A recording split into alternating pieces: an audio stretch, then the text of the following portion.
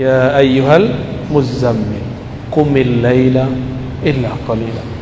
Bangunlah malam hari meskipun sedikit. Kalau oleh kata dokter kurang tidur kurang sehat badan, tapi kalau ahli rohani, jika mengurangi tidur dengan cara yang tepat, latihan yang tepat, lalu mengisinya dengan nama-nama Allah, ma'rifatullah, maka justru rohaninya tambah kuat, badannya memiliki kekuatan berlipat-lipat. Kalau sudah terlatih dengan cara yang baik, ya. Kalau enggak, nanti malam tadi tahajud, siang nanti ngomong, saya capek. Kenapa? Malam tadi tahajud jam 2. Enggak pakai caranya, ada tekniknya. Segala sesuatu ada ilmunya. Jangan beramal dengan nafsu. Beramal itu justru untuk mengendalikan nafsu. Bapak Ibu yang bukan Allah, semoga majlis subuh ini betul-betul diberkahi oleh Allah. Amin. Mau bahas tentang apa? Akidah, fikih, tasawuf. Torikoh. Mau torikoh yang mana? Torikoh akhir zaman, ya. Satu kali saya datang ke satu tempat. Dalam tanya jawab ada yang bertanya. Apa pertanyaannya? Apakah kita dapat cinta Allah dengan berzikir, dapat cinta Rasulullah dengan bersalawat? Saya lihat yang bertanya masih kecil, tapi pertanyaannya seperti orang yang sudah sedewasa. Mungkin dia dapat keberkahan sang wali yang ada dulu mengajar di pesantren itu. Dan juga mungkin ini pertanyaan seperti Jibril bertanya kepada Nabi Muhammad untuk mengajari siapa yang hadir. Atau mungkin yang lain. Wallahu a'lam bis-shawab. Yang pasti pertanyaannya, apakah dengan zikir kita jadi cinta Allah? Allah jadi cinta kita? Apakah dengan salawat kita dapat cinta Rasulullah? Lalu dengan izin Allah dan nikmat Allah saya menjawab, cinta Allah dulu baru berzikir, cinta Rasulullah dulu baru bersalawat. Dari mana dalilnya? Dalilnya dari Quran, surat Muhammad sallallahu alaihi wasallam ayat 19. Fa'lam annahu la ilaha illallah. Fa'lam dulu. Al-Imam Al-Bukhari menerjemahkan kata fa'lam, al-ilmu qabla al-qawli wal-amal. Berilmu dulu baru katakan dan amalkan. Jangan dibalik. Beramal dulu baru berilmu, itu tidak tepat. Maka fa'lam, pelajari dulu siapa yang engkau sebut, baru sebut namanya. Maka ringanlah menyebut namanya. Mau 1000, 2000, 3000, 5000, 10.000, 70.000, ringan. Tapi kalau belum kenal namanya, 33 pun terasa berat. Kalau sudah cinta, jangankan duit 50.000. Kalau kita punya 5M pun kita kasih. Tapi kalau belum kenal nih, traktir 5.000 pun kita berat. Benar. Itu baru makhluk, apalagi Khaliq. Kalau belum kenal, ada orang telepon kita, bang, jemput aku bang, malam hari, kita nggak kenal. Apa kita jawab? Siapa kau? Tapi kalau sudah kenal suaranya, ada apa Adinda?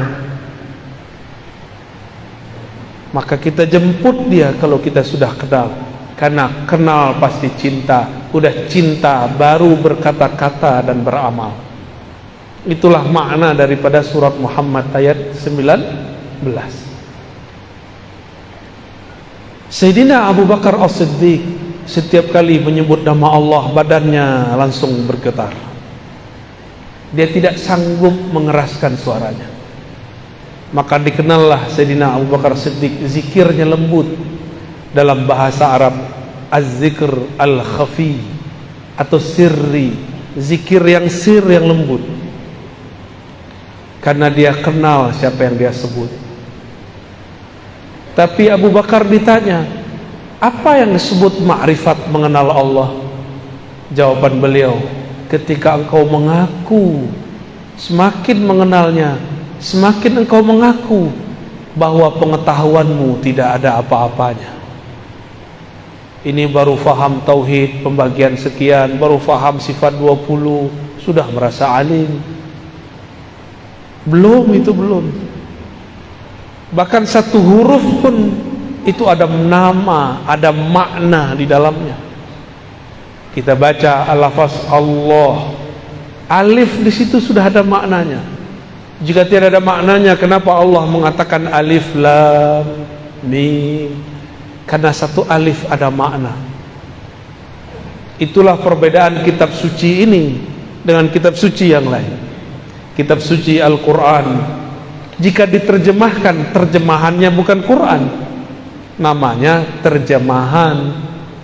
Al-Qurannya bukan itu, karena terjemahan dari makhluk, sedang Quran bukan dari makhluk. Maka tidak sah sholat pakai terjemahan. Allahu Akbar, dengan nama Allah yang Maha Pengasih lagi Maha Penyayang. Segala puji milik Allah Rabbul Alamin, pencipta alam semesta. Enggak sah, sholatnya langsung batil. Ya, itu sholatnya langsung batil. Al-Quran turun dari sananya sudah bahasa Arab, maka dapat dipastikan gak usah pakai hadis palsu. Bahasa langit, bahasa Lauh Mahfuz, bahasa surga, bahasa para malaikat, itu bahasa Arab yang murni. Cukup ini. Bahkan Allah pun berkalam-kalam dengan hambanya dengan bahasa Arab. Dalilnya apa? Allah turunkan di arasnya surat Al-Fatihah. Jadi salah satu oleh Nabi ketika beliau diangkat Mi'raj, Allah langsung turunkan surah Al-Fatihah. Dialog Nabi dengan Allah. Bismillahirrahmanirrahim, itu pembuka. Sayyidina Nabi SAW membuka lagi, Alhamdulillahi Rabbil Alamin. Allah jawab, Hamidani abdi, hambaku telah memuji-mujiku. Setelah Alhamdulillah apa? Ya, bangun petidur nih. Ar-Rahmanir Rahim. Apa kata Allah? Asna alayya abdi, hambaku sangat banyak memujiku.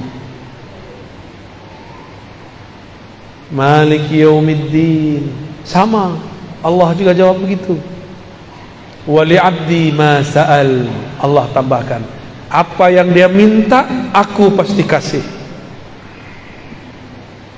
Iyyaka na'budu wa iyyaka nasta'in, sampai akhir Allah mengatakan aku kasih, aku beri.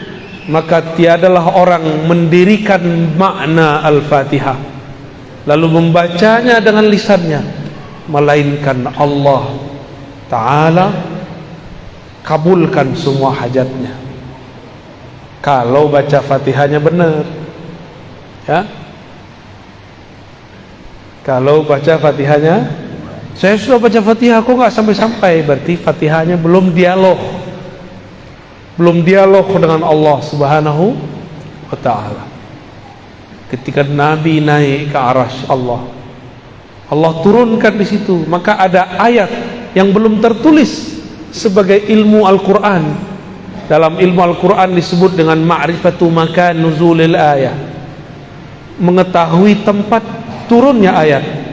Belum ada yang menyebut arsy, samawi, ardi, yang baru ada laili nahari, turun siang hari, turun malam hari.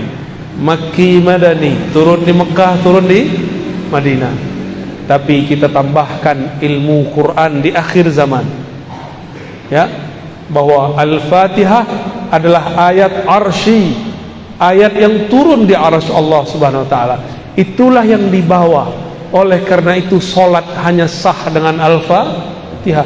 Jangan debat lagi kalau ada imam baca atau tidak. Jangan debat lagi. Nabi cukup mengatakan la salata liman lam yaqra bi Fatihatil Kitab. Hadis Bukhari dan Muslim. Tidak sah salat kamu sampai engkau membaca Al-Fatihah. Mau imam makmum sama, namun adabnya imam dahulu baca baru kita baca. Kenapa? Karena munajat dialog ini tidak bisa diwakilkan kepada imam. Meskipun ahli fikih bilang bahwa kalau imam baca cukup bagi makmum, betul, itu jaminan. Tapi jika dia seorang hamba, dia harus berdialog dengan Rabbnya. Maka saya termasuk orang yang sangat kagum dengan mazhab Imam Muhammad bin Idris Syafi'i. Beliau berdasarkan hadis ini mengatakan, mau imam mau makmum wajib baca Al-Fatihah, karena dialog munajat hamba tidak dapat diwakilkan kepada seorang sahaja. Jadi gak usah debat, Pak. Debat itu belakangan, hadisnya tidak ada perdebatan. Yang tidak boleh baca keras-keras di belakang, atau baca aja lebih dahulu dari imam, itu yang tidak boleh. Jadi dialog di arah sana bukan dengan tasyahud yang kita baca at-tahiyatulillah. Itu hadisnya kurang sahih, bahkan tidak sahih. Yang sahih adalah dialog arsyah, ayat arsyah, surat Al-Fatihah. Oleh karena itu membaca ayat-ayat yang ada di Al-Fatihah, 7 ayatnya, wajib secara mutlak. Membuat salat menjadi sah atau salat menjadi tidak sah. Guru-guru kami yang ahli ma'rifat mengkalamkan kepada kami, apakah salawat Allah kepada hambanya? Maka beliau mengatakan, salawatullah ala abdihi suratul Fatihah. Salawat Allah kepada hambanya adalah turunnya surat Al-Fatihah. Salawat artinya turunnya rahmat. Dialog yang ada dalam Al-Fatihah membuat rahmat turun kepada pembacanya. Oleh karena itu, kalimat di hadisnya la salata, tidak dianggap salat. Liman la yaqra, liman lam yaqra, bagi yang tidak qara'a. Apa arti qara'a? Jama'a bainaz zahir wal batin. Qara'a bahasa Arab artinya menggabungkan zahir dan batinnya, baru disebut qira'ah. Inna alaina jam'ahu wa qur'anah. Quran di situ artinya kumpulkan. Berarti orang yang disebut membaca Al-Quran, orang yang mengumpulkan batinnya dan zahirnya dalam satu lafaz. Gimana? Tadi sudah baca qira'a Al-Fatihah belum? Belum ya? Lain yang dibaca, lain yang dikumpulkan ingatan dengan kolbu. Dari kolbulah kita membaca Al-Fatihah. Bismillahirrahmanirrahim. Dengan nama Allah. Allah itu bahasa kolbu. Ar-Rahman, yang mengasihi, yang maha kasih, yang maha sayang. Kasih sayang bukan ada di badan, bukan ada di muka. Tidak ada namanya muka terkasih, yang ada kolbu yang mengasihi. Kalau wajah cantik, tapi kalau kolbu di dalamnya ada kasih sayang, maka bismillahirrahmanirrahim turunnya ke dalam kolbu. Jadi kalau baca Al-Fatihah, baca dengan insya Allah salatnya khusyuk ya. Tidak tahu artinya tidak apa-apa, tapi pahami tujuan membacanya.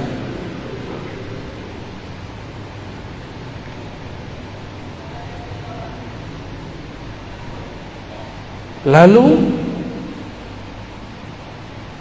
kembali ke pertanyaan yang tadi. Saya menjawab dengan apa tadi? Sebelum engkau zikir, cintalah kepada Allah. Sebelum engkau sholawat, cintalah kepada Rasulullah. Nah, tadi itu zikir, sekarang Rasul sallallahu alaihi wasallam. Jika benar kita rindu Rasulullah sallallahu alaihi wasallam, pasti disebut namanya, mata berlinang. Jika disebut namanya, dada kita bergetar. Jika benar cinta kepada baginda Rasul sallallahu alaihi wasallam. Karena setiap kekasih pasti rindu kepada kekasihnya. Tapi menjeritlah kepada Allah, ya Allah, betapa kerasnya hatiku disebut nama kekasihku. Kekasih engkau, kekasih alam semesta, Habibullah, Habibur Rahman, tapi hati kami tidak juga bergetar. Maka istighfar kita bukan istighfar dari dosa fisik semata. Kita pun istighfar, ya Allah, ternyata hatiku, jiwaku, ruhku tidak kenal kepada Bapak ruhku, baginda Rasul sallallahu alaihi wasallam. Apa yang mesti kita kenali dari Rasulullah sallallahu alaihi wasallam? Beliau mengatakan, ana Muhammad, aku nama jasadku Muhammad. Ana Ahmad, aku ruhku bernama Ahmad. Ana Aqib, aku tugas kerasulanku, kenabianku Aqib, penutup semua rasul dan nabi.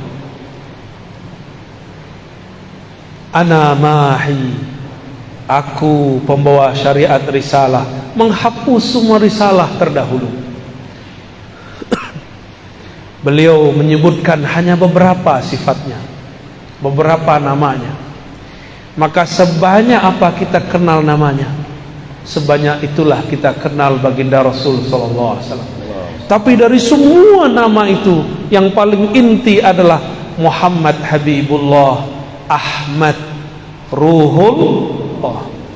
Nabi Muhammad itu Habibullah, ruhnya adalah hembusan dari Allah. Dari hembusan itulah ruh kita ada. Itulah makna ayat, setelah aku ciptakan tubuh,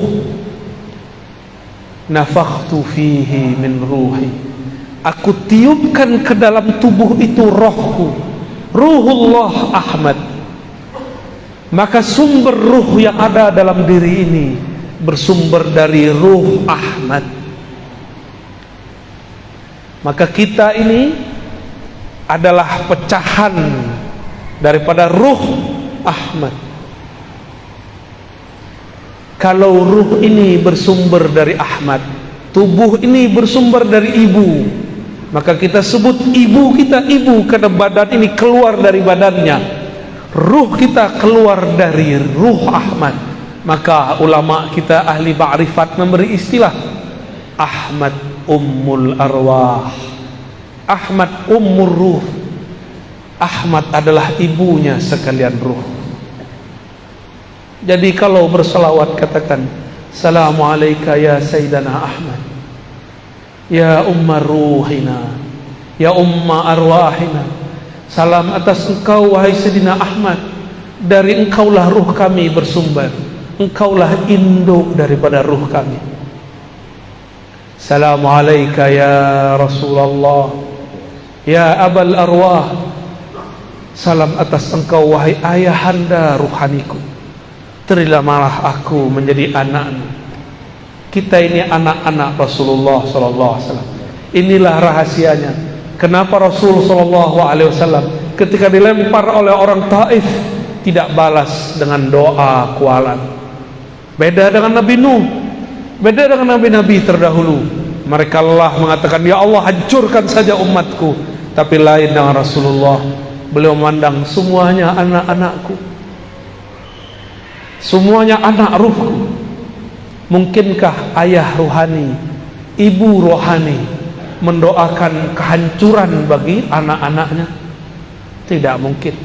Itu mungkin ayah ibu lagi lupa diri. Rasulullah tidak pernah lupa. Jadi bapak ini saya lihat ada beberapa yang suka marah ke anaknya ini. Terlihat dari raut keningnya ya. Semarah-marah kita jangan bilang matilah kau, jangan. Cilakalah kau, jangan. Setan kau, jangan. Kalau lagi marah Pak, kutuknya begini, jadi wali Allah kau. Amin ya Rabbal. Jadi ulama lah kau. Jadi orang alim lah kau. Kalau kita mengutuk anak dengan begitu, jangan dibodoh-bodohi. Karena lewat malaikat doa amin. Nabi SAW menegur seorang yang sedang sakit. Apa kata dia? Malangnya nasibku, beberapa hari ini sakit, cilakalah badanku. Nabi kata, mah, diam, jangan katakan yang buruk-buruk. Fa innal malaikata yu'minuna ala ma taqulun. Jangan berbicara yang buruk-buruk, karena malaikat mengaminkan yang kalian katakan. Ya, sepakat ya. Jangan ngutuk anak dengan yang buruk. Kalau ngutuk dengan yang baik Pak. Baik. Sudah faham kenapa Nabi berbeda dengan Nabi Nuh. Walaupun umurnya 950 tahun, Nabi Muhammad cuma 63 tahun secara fisik. Tapi ruhani Nabi lebih tua dari Nabi Nuh. Ruhani Nabi Muhammad itu induknya ruh Nabi Nuh. Maka Nabi Nuh tidak sanggup melewati kemuliaan ruh Nabi Muhammad sallallahu alaihi wasallam. Maka kalau bersolawat Pak, saya ijazahkan satu solawat, dibaca dalam hati. Assalamu alayka ya abati ya Rasulullah. Atau pakai tambah, Assalatu wassalamu alayka ya abati ya Rasulullah. Salawat dan salam atas engkau, wahai ayahanda ruhaniku Rasulullah sallallahu alaihi wasallam. Coba sama-sama. As-salatu wassalamu alayka ya abati ya Rasulullah. Salam atas engkau, salam rindu atas engkau, wahai ayah ruhani kami. Terimalah kami menjadi anak-anak ruhani. Amin ya Rabbal. Al-Fatihah. Ar-Rahman. Iya. Syurut.